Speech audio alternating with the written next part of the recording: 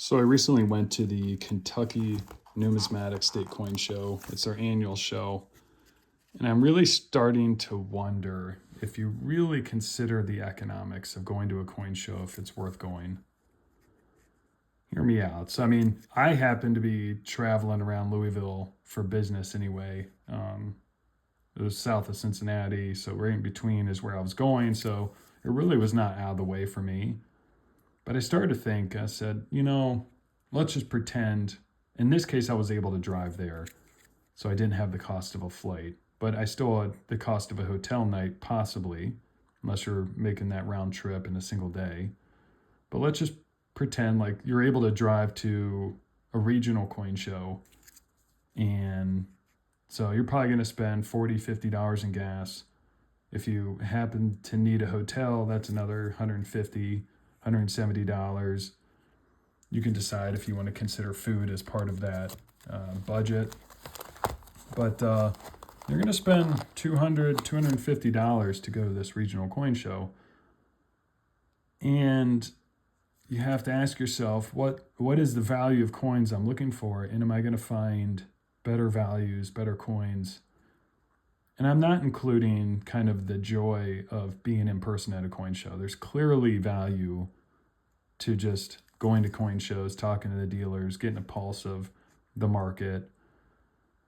But what I noticed with this particular show is the selection was lacking.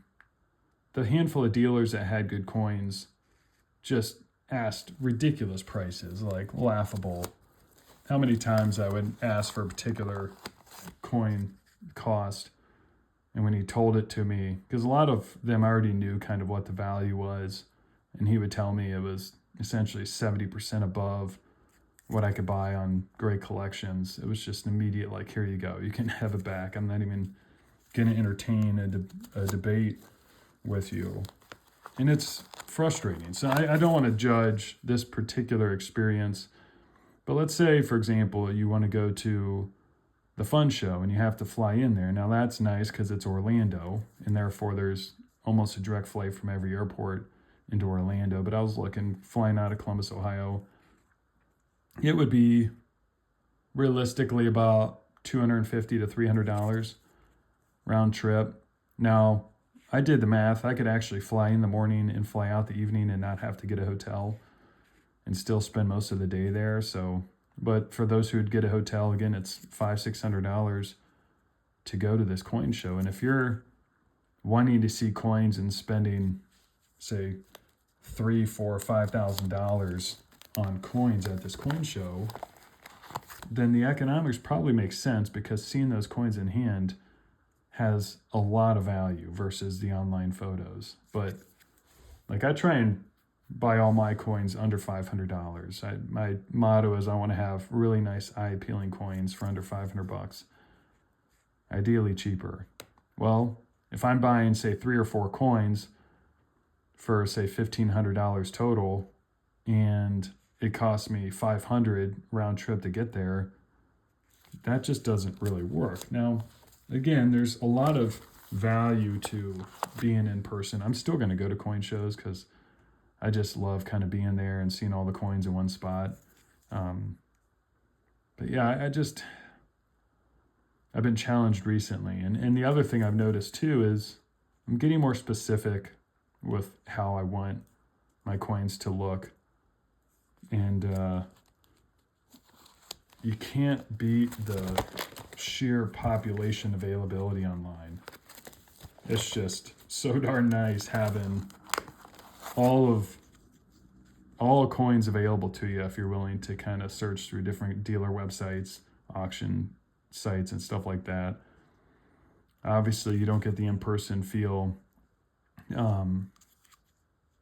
got to pay for shipping. You may or may not be able to return it. There's drawbacks to everything.